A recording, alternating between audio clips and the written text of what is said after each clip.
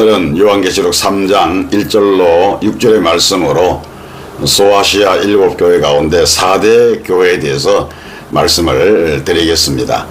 종교개혁자들은 한결같이 교회의 계속적인 계획을 부르짖었습니다.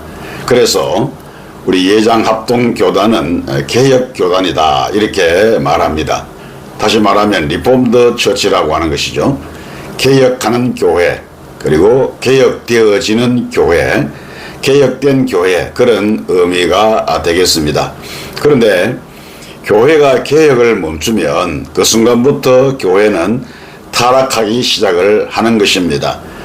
중세의 교회들이 그러했습니다. 그러니까 중세 당시의 세속 문화가 교회를 지배했던 것이죠.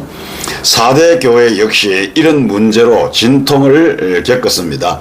그러나 이들 중에 그 어느 누구도 잘못된 현실을 바로 잡으려 하지 않았습니다.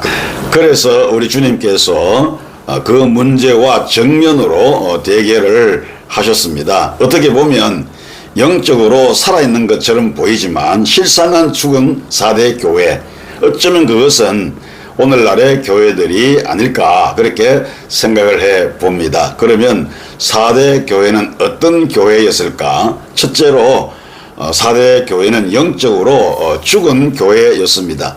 내가 너의 행위를 아노니 살았다는 이름은 가졌으나 실상은 죽은 자로다 라고 주님께서 책망을 하셨습니다. 4대는 한때 리디아라고 부르던 큰 나라의 수도였습니다. 그 나라는 매우 부유하였고 인근 지역 중에서 제일 처음으로 화폐를 발행해서 사용을 하기도 했습니다. 그리고 모직 염세급이 발달해 있었습니다. 그러나 이 도시는 우상 숭배가 극치를 이루고 있었습니다. 그러므로 시민들은 야만적인 우상 숭배와 더불어서 성적인 타락에 빠져 있었습니다. 4대는 아시아에서 가장 찬란한 문화를 이루었던 곳입니다. 그런데 당시 현재는 가장 부패한 도시가 되고 말았습니다. 또한 4대는 스머나와 정반대의 현상을 보였습니다. 스머나는 죽었지만 살아있었다라고 주님께서 말씀하셨고요. 그러나 4대는 산 것처럼 보였지만 실상은 처절하게 죽어있는 그런 도시였습니다. 그리고 이 교회는 전혀 세상에 영향을 발휘하지를 못했던 것입니다. 그 다음 4대 교회가 왜 죽었는가 하는 문제인데요. 그것은 과거를 숭상했기 때문입니다. 그들은 계속적으로 과거에 집착을 했습니다. 때로는 과거가 미래를 위해서 필요할 수도 있습니다. 그러나 지난날의 업적에 매이거나 집착하는 것은 미래를 지향하는데 도리어 방해가 될 수가 있습니다. 그리고 이들은 인격의 성숙보다는 형식에 치우쳤습니다. 사역을 어떻게 수행하느냐의 문제는 매우 중요합니다. 그러나 방법보다 더 중요한 것은 개개인의 인격의 성숙이라고 말씀드릴 수가 있습니다. 만일 교회가 이 일을 등한히 한다면 겉보기에는 성공 같으나 실제는 실패가 되고 마는 것입니다. 교회에서 하는 일도 중요하지만 그 일 때문에 인격이 손상되고 망가지고 관계가 깨어지는 것은 결코 바람직한 것이 못 되는 것입니다. 그리고 그들은 그리스도보다도 전통을 더 사랑했습니다. 변화는 삶에 있어서 하나의 현실입니다. 전통도 필요하고 또 중요할 때가 있지만 옛날 방식만을 고집하는 것은 전진과 성숙함에 방해가 될 수 있습니다. 그렇기 때문에 지나치게 전통을 강조해서는 안 되는 것입니다. 또한 그들은 선교의 열의가 죽었습니다. 이들은 교회를 닫힌 공동체로 전락시켜 버리고 말았습니다. 그들은 자체의 발전에만 신경을 썼던 것입니다.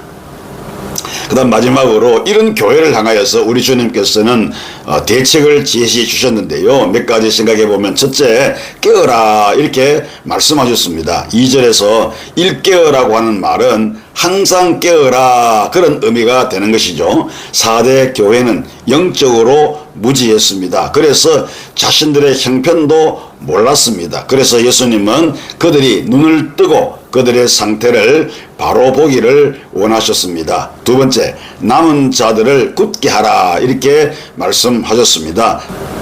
4대 교회도 가능성은 있었습니다.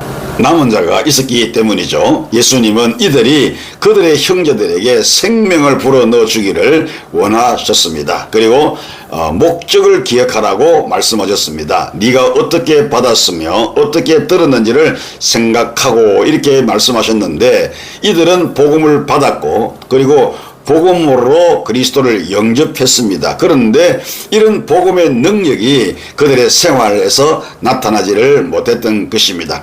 그러나 하나님은 우리에게 복음의 능력을 허락하셨습니다. 그러므로 우리는 이 사실을 분명히 기억을 해야 합니다. 그리고 진리를 적용하라 이렇게 말씀하셨는데, 믿음의 진리를 기억한다는 것과 그 진리를 생활에 적용하는 것은 서로 별개의 것이 아닙니다. 예수님은 4대 교회 그리스도인들에게 그들의 믿음을 삶의 현장에서 실천에 옮기라 이렇게 말씀을 하셨습니다. 우리는 믿음의 삶을 내 삶의 현장에서 실천하며 살아가야 하겠습니다. 마지막으로 방향을 바꾸라 이렇게 말씀하셨죠. 3절에 보면 예수님께서 그들에게 회개를 촉구하셨습니다.